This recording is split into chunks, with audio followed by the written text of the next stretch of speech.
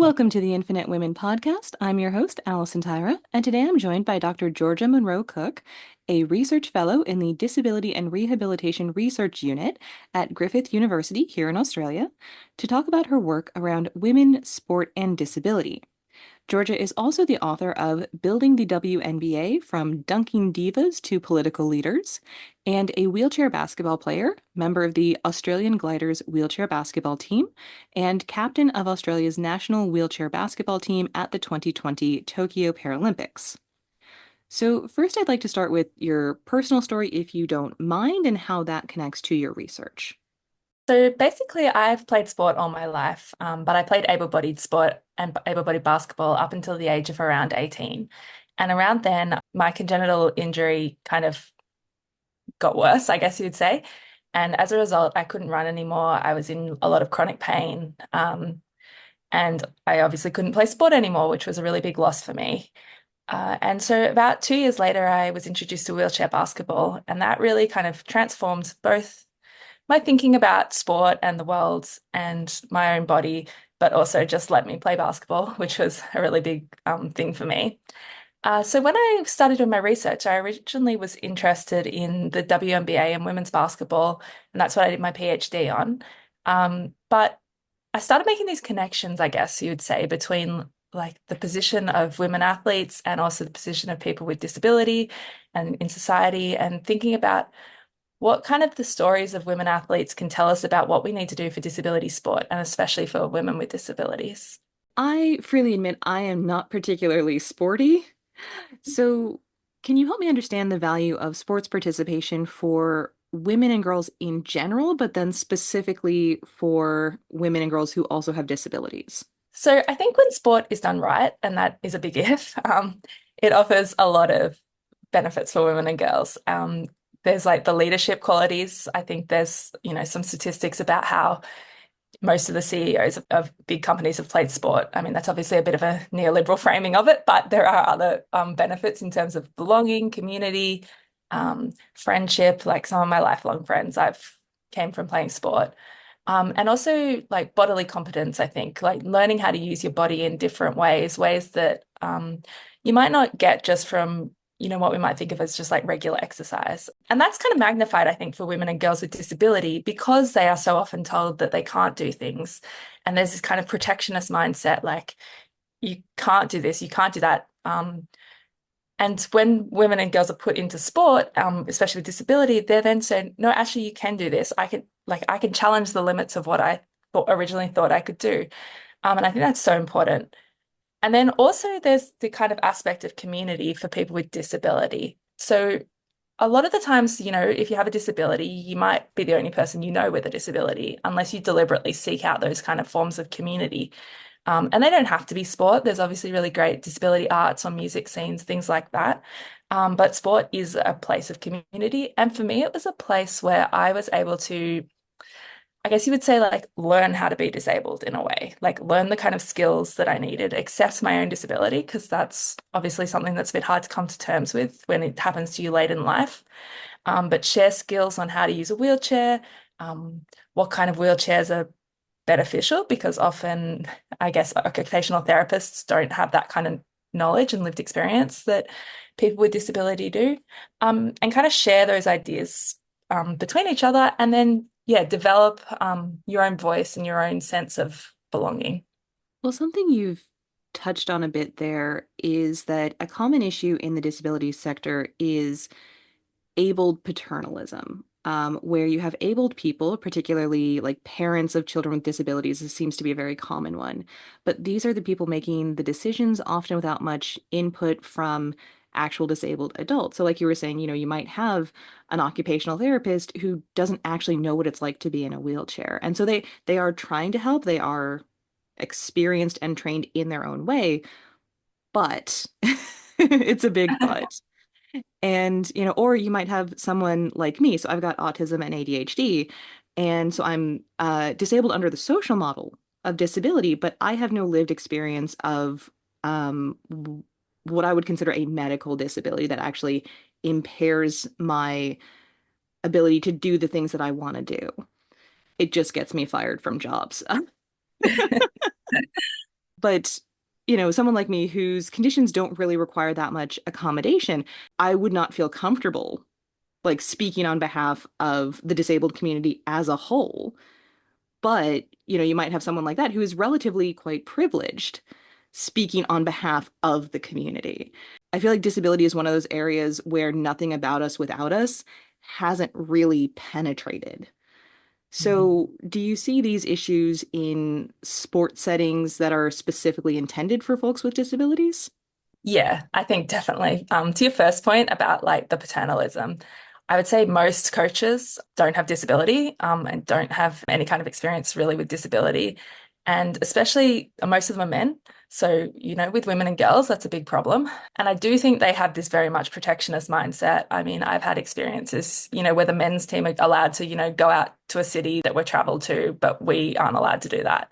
And things like that, based on, as far as I can tell, nothing except our gender. I guess the one thing I've always found with disability is people always expect you to be able to do more than you can do, but also at the same time underestimate you. So, like, they expect you to be able to work all day without a rest, which I can't do. I have chronic pain, I need to rest.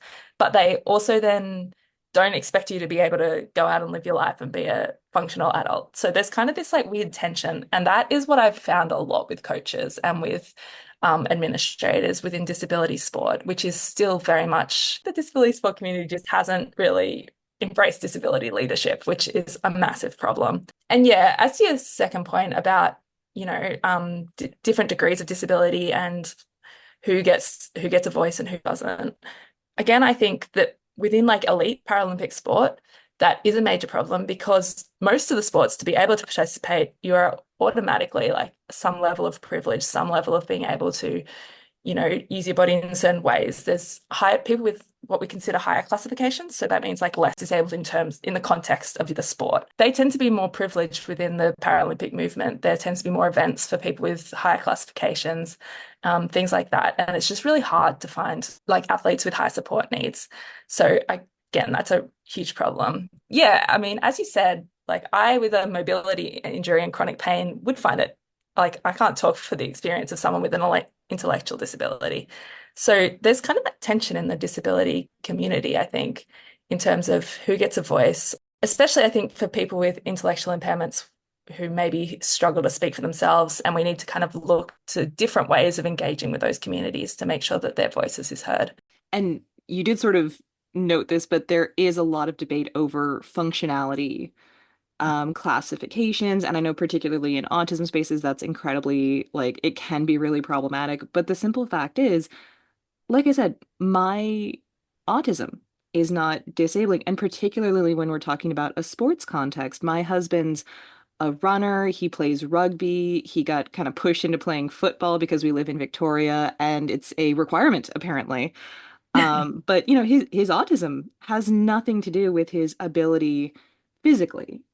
And Yeah. so there are a lot of issues with classification, but when it comes down to it, different disabilities impact people in different ways and different degrees of disability. Like there's a lot of autistic folks who are nonverbal, and that's a much higher impact than I am very verbal. Thank you very much. And so I'm curious in terms of, as someone who I believe you're an ambulatory wheelchair user. Yeah. And something like chronic pain can be very invisible, and particularly if it fluctuates. How does that impact both how you perform as an athlete, like your experience as an athlete, but also how others maybe treat you as an athlete who identifies as disabled? It's very interesting when you're with a team of people who maybe two-thirds use wheelchairs full time and the other third either don't only use wheelchairs to play sport or just occasionally use wheelchairs, is that kind of that dynamic is reversed where my friend was telling a story of they were all out to a bar and they're in their wheelchairs and the one walker with the group was like, oh, hang on a second, I can't hear anything you're saying. And she was like, yeah, that's what it was like for us all the time.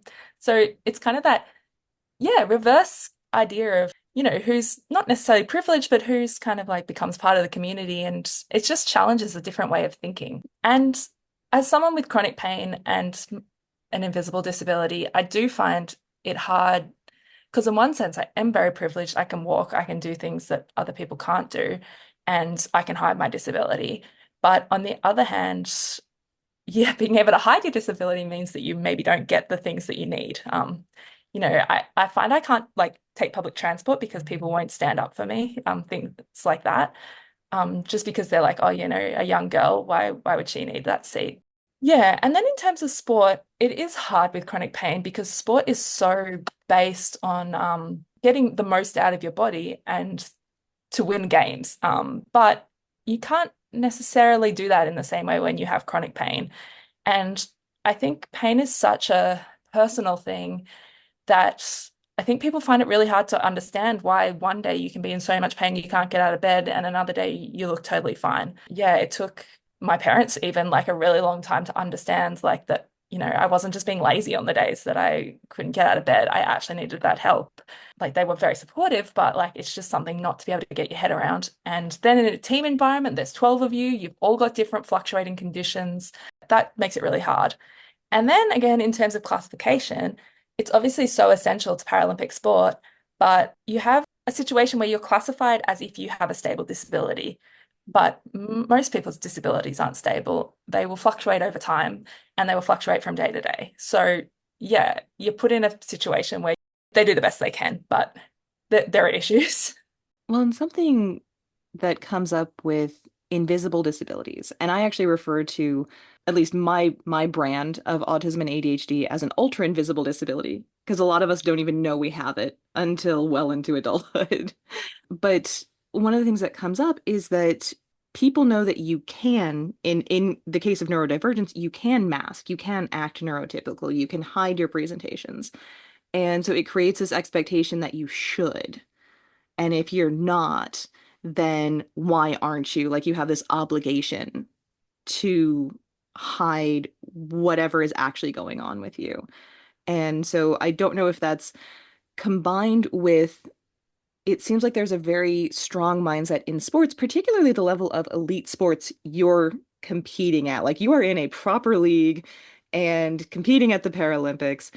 And there does seem to be this sort of larger issue with toxic coaches and organizations and sponsors telling you to just push through whatever you're going through.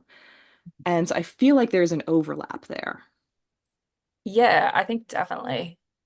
Yeah, I think people don't understand the idea of fluctuation and they don't understand, that you can, I mean, in your case, mask or like you can push through chronic pain for a certain amount of time, but that's not something you can do forever.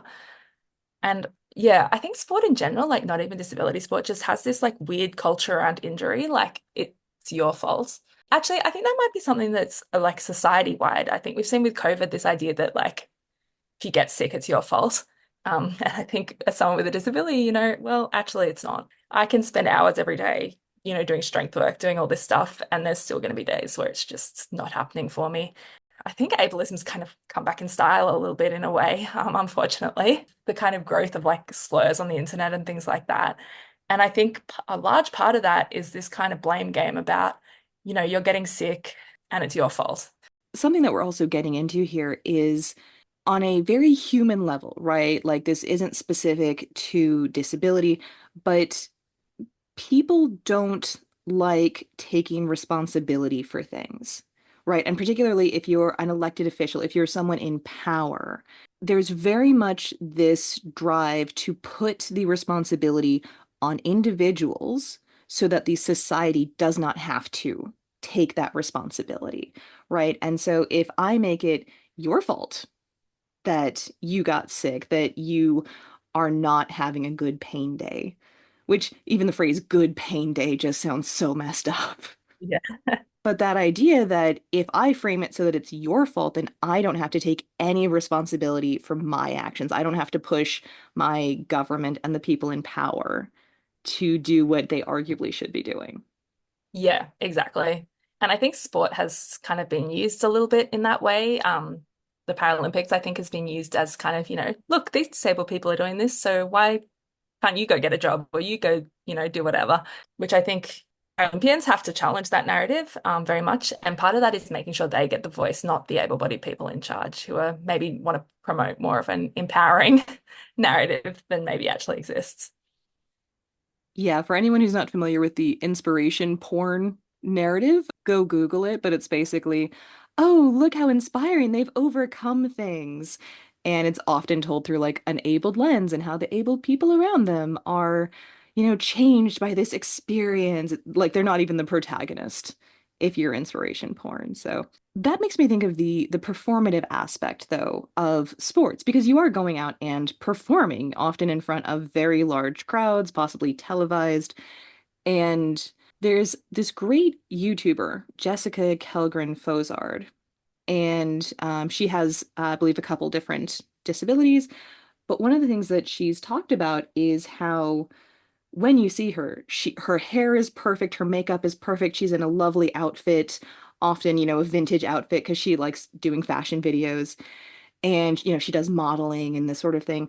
But what she says is you don't see everything that came before that and everything that comes after that.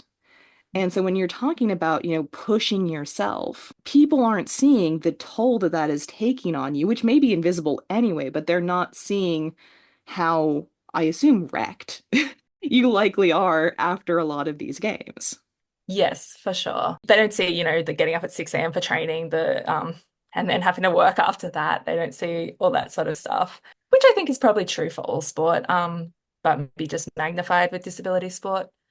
Um, but what is different, I think, with disability sport is they don't see, every time you turn up to a gym and there's no ramp, or there's like, a step to get in, or, the $15,000 I had to spend on a wheelchair, like things like that, that I do think is magnified with disability sport, and that kind of inspiring lens that the Paralympics, puts forward, obscures that a bit. And I think that has changed. Like in Paris, I did notice a lot more focus on accessibility and pushing that lens. But yeah, still a way to go. I'm also curious because when it comes to mental health, because obviously mental health is also a disability issue a lot of the time, and something that particularly female athletes have been more outspoken about. So specifically, I'm thinking of like Naomi Osaka and Simone Biles have been very outspoken about things like, I am not going to be competing in these events because I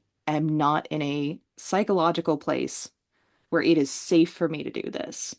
And they've gotten attacked so much for that. And it's curious because this could just be my perception, but it does seem like, apart from the fact that both of these are Black women, right? And there's all sorts of crap that comes along with that. But I do wonder how much of that is people who are elite athletes, right? Like you are meant to be physical perfection or as close as we're going to get. And how dare you talk about being vulnerable? And how dare you talk about things that are going on with you that aren't perfect? Yeah, for sure. I think part of it is also women, Black women especially, but also disabled women are expected to be grateful. Grateful that they've got like this spot in a man's space, supposedly.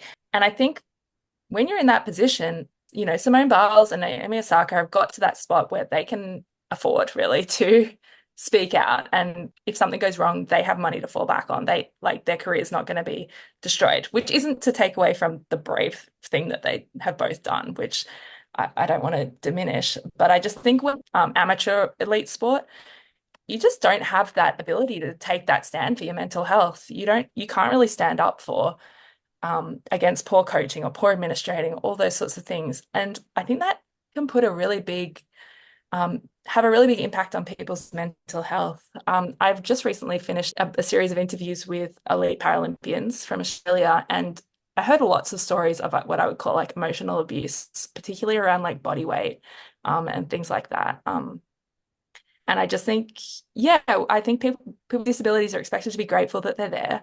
And as a result, they can't challenge any of that sort of thing. And that's something I found in my research on the WNBA is that recently they've really challenged that framework and they've said, no, that's enough. We're not grateful to be here. We deserve better. We deserve, professionalism. And I think that's really, changed the league and kind of set the stage for this kind of growth of women's sport in America and women's basketball specifically. And that's something I guess I really learned from doing my PhD and something I've kind of taken forward in my research that, I'm not grateful that we have a women's wheelchair basketball team. We should have this. And, what's the next step? How can we make it better? How can we make it safe for everyone to be involved? I think what you're touching on is who is entitled to what, because we talk a lot about like toxic masculinity and men's entitlement. But the flip side of that is that there is this idea that women and other marginalized groups, so like, we've mentioned women of color, women with disabilities, or just people of color and people with disabilities. If you are marginalized, there's this idea that you are not entitled to X, Y, and Z, Yeah. but you are. Yeah, definitely. Women have been playing sport really since the beginning, but they're still seen as space invaders, as being not belonging there. And that needs to change. Now, we've sort of touched on a couple different types of privilege, right? And how even as a woman with disability, and I would guess you have a lot of other privileges that help offset the disability. So when we're talking about what people have, which kinds of opportunities, I feel like when I see things about sports and disability, it's typically for adults. So is there much in the way of opportunity for kids? Yeah, there is. It's kind of complicated, I guess, with disability sport because people, like you think of, I guess, able-bodied sport, you come in as a kid, you progress through the pathway, you're an adult. If you're good enough, you compete at a high level. But with disability sport, people are coming in at really different times. So, I started playing wheelchair basketball when I was like 20, which is, not the time you would normally start playing a sport. I already had the basketball skills, so that helps, but it kind of complicates the pathway, is what I would say. So there does tend to be sport available for kids. It's again complicated by the fact that for lots of these sports, you need a wheelchair, and a kid is growing, and wheelchairs cost a lot of money. And the other problem I found is that because there are smaller numbers, you always see men and women, boys and girls competing together. Often you go to tournaments and you see like a 15-year-old girl competing with a 50-year-old man. And that's fine, but like I just don't think that has that same sense of belonging and community that you would get with able-bodied sport. I would say yes, there are opportunities for kids, but it's sporadic, it's in certain pockets, it depends who's been willing to run a tournament, things like that. Yeah, so it's quite complicated. One of the most complicated topics in disability, generally speaking, I would say, is born versus acquired disability. So, someone who is born with a condition where they would have always needed a wheelchair, for example, as opposed to someone like you who was physically able to play abled sports until you were essentially an adult. And I believe there's been research done around like how children are treated differently when they are known to be disabled, as opposed to someone like me who, we didn't know. There was stuff going on we didn't know. But the different ways that people treat you and how that shapes your worldview and what you're capable of, whereas, a kid who grows up abled isn't facing those barriers. So it does seem like that lack of options for younger people who were born or acquired their disability quite young would be compounding that almost. Yeah, I definitely think so. I mean, I was talking to some of my teammates who were born with their disabilities, and they would say, like, at school, people didn't want to be my friends, like that sort of thing, because of their disability. The disability sport community becomes even more important as a source of friendship and things like that. Um, but yeah, that's obviously very different to my experience of not having a disability that I knew about until I was an adult. But then I guess there's the flip side of the coin in that, if you have an accident or something late in life, there is a lot of like learning and trauma and all that sort of thing happening surrounding that, which I think, yeah, makes that makes it hard too. So there's probably not one that's better than the other. Oh yeah, it's like the functionality and classifications where it's like we're not saying anybody has it easy in Yeah. this space. It's just that things are complicated in different ways.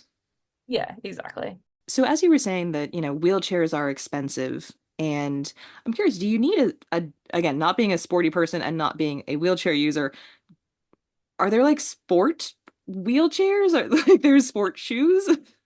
Yeah, for sure. So for example, like a wheelchair basketball wheelchair, it has like casters at the little wheels at the front and at the back so that stop you tipping backwards. And it's also has the wheels are kind of like on I guess, kind of like a 45-degree angle, like sticking out. Um, and then it turns a lot faster than just a day chair. And similar, the sport, like the racing chairs are quite different as well. Yeah, so they're very different. So you need a day chair and you need this sports chair. Um, yeah. And so, how big of a barrier do you think that is to participating in sports? Because I assume these chairs are not cheap. No, they are very, very expensive and are just getting more expensive. I would say it is a huge barrier because you need more than one chair, basically, in that your first chair will never be perfect for you. You're going to need another chair as you progress in the sport, in the same way that, you need shoes. Like they run out, they break, all that sort of stuff. So yeah, I think quite often you see people get involved in the sport, they're in a chair that doesn't fit them properly, like one they've borrowed. And obviously that's going to put them off the sport because it might cause pressure sores or it might just be really uncomfortable, really hard to push or things like that.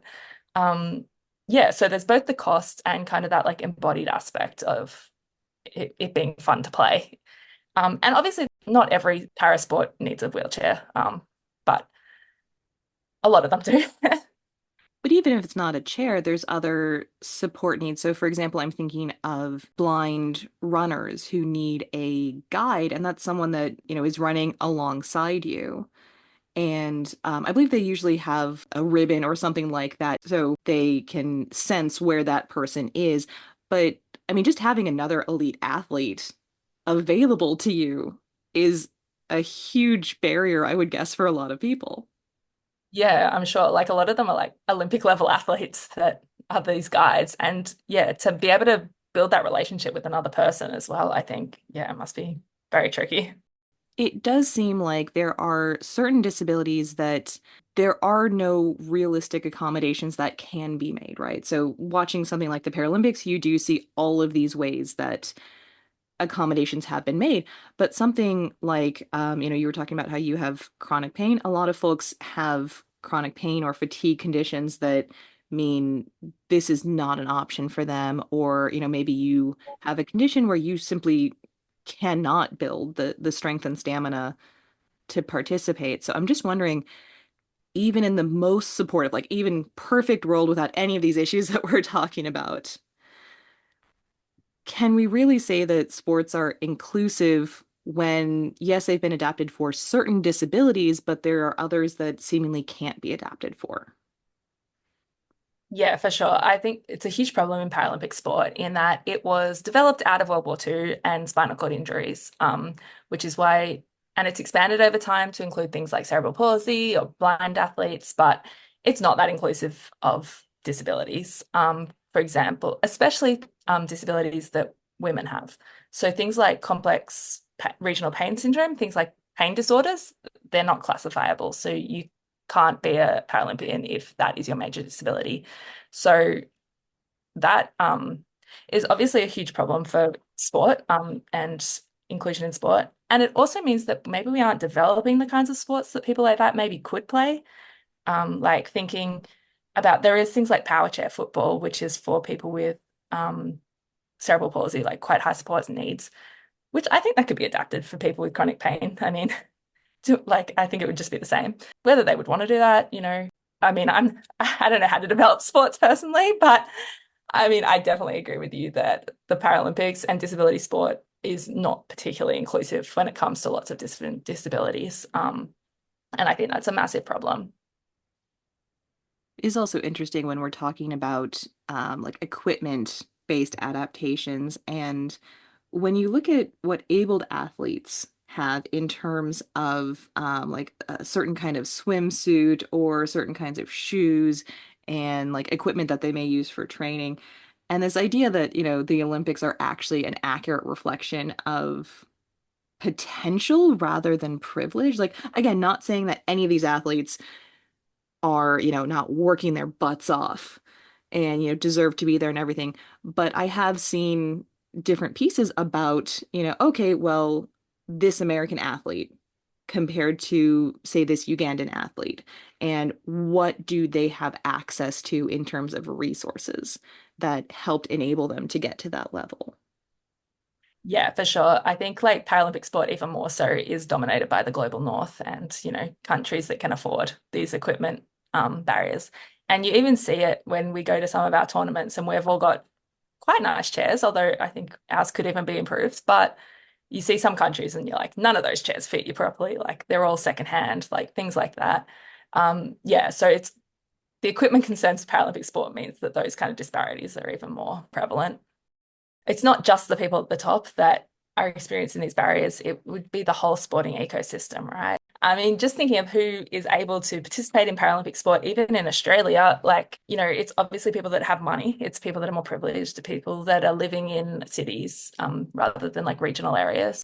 We haven't even really touched on women that have other barriers, like, they might have carer responsibilities, for example, or they might require carers. Like, even just travel is so much more complicated depending on the kind of disability that you have. And as you've been talking about wheelchairs, all I can think about is these horror stories that you hear where, like, wheelchairs have been broken in transit and the airlines are just like, oh, sucks to be you. Like, and especially for something like a specialized piece of equipment, like a racing chair or a sports chair, it just seems like there's already so many barriers to women in sport that, apart from actually being an athlete, because, plenty of folks like me are just like, I don't do sport. But all of the difficulties of doing the sport, but then there's all these other barriers around the practical aspects of being an athlete and training and competing. Yeah, no, for sure. Like I've talked to, say, for example, people that like swimmers with high support needs that, yeah, they need help from a carer to, get in the pool and do all those sorts of things. When they travel, they might need longer time to recover, things like that, that really have to be factored into. And probably, if you don't have that funding for having a carer, yeah, you might not then be able to participate in sport. And yeah, the airline thing is a massive pain in the neck. I've had my chair has been broken.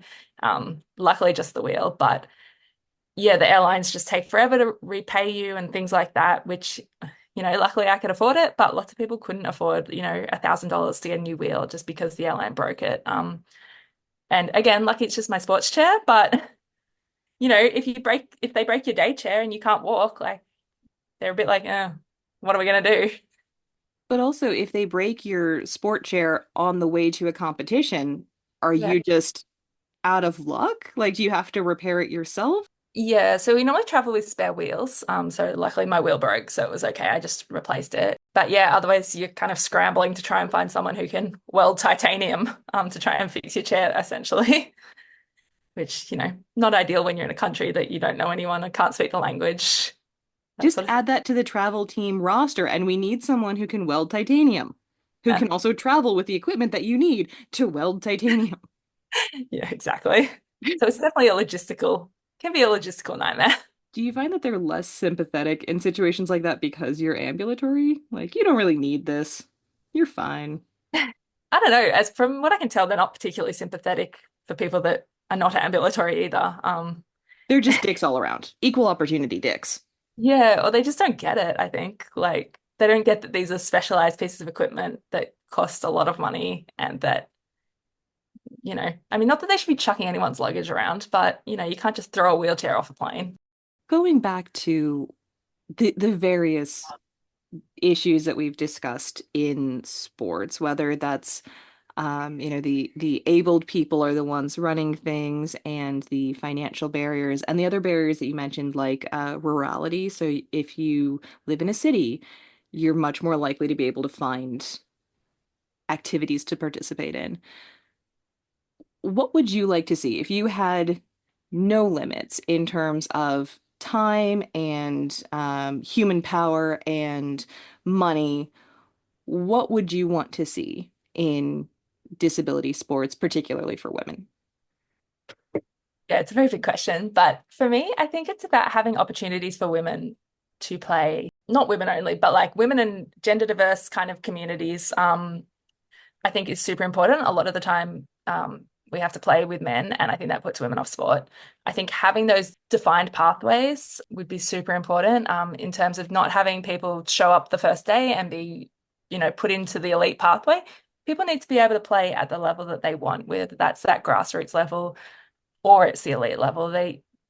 There's a lot of like pressure to be an elite athlete, I think, in disability sport. I would like to expand disability sport at the grassroots level for now, but to include people who aren't necessarily classifiable for Paralympic sport. I think making sport inclusive and welcoming for all people is, I think, one of my highest priorities. I think sport can turn a lot of people off. You hear, like yourself that said, I don't do sport. And I totally understand that because for lots of people, it's not welcoming and it's not enjoyable because, like if you're getting yelled at or anything like that, you're not going to want to come back. I would get more women involved in coaching, and women with disabilities specifically. I think that's something that really needs to happen and to kind of shed that protectionist mindset. So much of it is logistical challenges in terms of, if you have one person with a disability in a rural town, like how are we going to facilitate that? And I think there are definitely options, but it involves kind of a joined up sports system that we don't have at the moment. So at the moment, we have like little pockets of people doing really great stuff, but we haven't joined them up. We haven't learned from those things. We're kind of just reinventing the wheel every time. Join us next time on the Infinite Women podcast, and remember, well behaved women rarely make history.